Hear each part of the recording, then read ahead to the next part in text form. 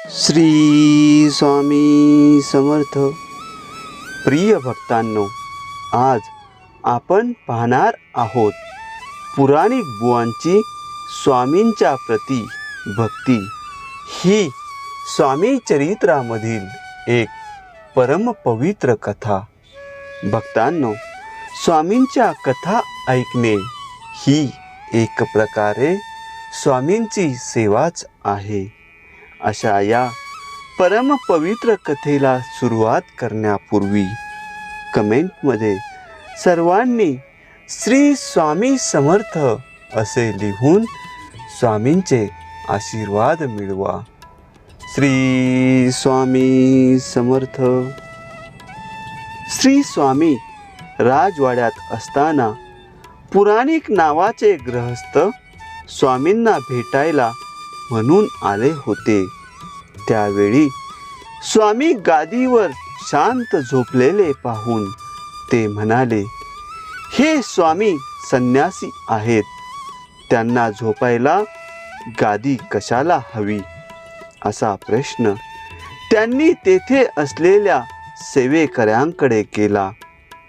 स्वामींनी हे सारे ऐकले होते, परंतु त्यांनी पुराणिकांच्या बोलण्याकडे पूर्ण दुर्लक्ष केले.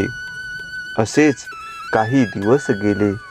स्वामी पुराणिकांना म्हणाले, जरा पाय मोकळे करून येऊ. लगेच दोघे जवळच असलेल्या एका डोंगरावर जाऊ लागले. स्वामी डोंगर चढू लागले, पण बुवा तेथेच थबकले.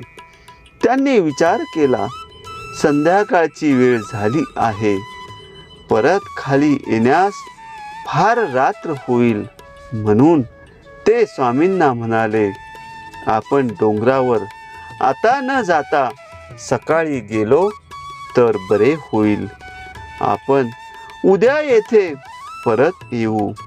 स्वामींनी त्यांच्या बोलण्याकडे मुळीच लक्ष दिले नाही व आपण डोंगर चढतच राहिले. पुराणिक बुवा मोठ्या नाखुशीने स्वामींच्या मागोमाग जात होते. लवकरच काळोख झाला, थंडी वाजू लागली. तेव्हा बुवा म्हणाले, स्वामी, थंडी फार वाजत आहे, सहन होत नाही. स्वामी म्हणाले, मऊ मऊ गादीवर झोपायची तुम्हाला सवय आहे का? हे स्वामींचे बोल ऐकून पुराणिकांना आपण अकारण त्या सेवकाकडे जे स्वामींना उद्देशून बोललो ते आठवले. त्यांनी स्वामींचे पाय घट्ट पकडले आणि त्यांची क्षमा मागितली व रात्रभर थंडीतच तेथे बसले. सकाळी डोंगर उतरून गावात आले. पुराणिक बुवा पुढे स्वामींचे भक्त झाले. स्वामींनी केलेली आपली फजिती त्यांनी काही लोकांना सांगितली. श्री स्वामी हे अवतारी पुरुष आहेत हे त्यांना अक्कलकोटला थोड्या दिवसांच्या सहवासातच चांगले समजले.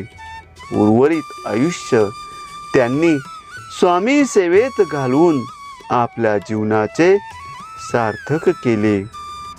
आपत्ती हीच मानवी संपत्ती, तरी पवे यदुपती.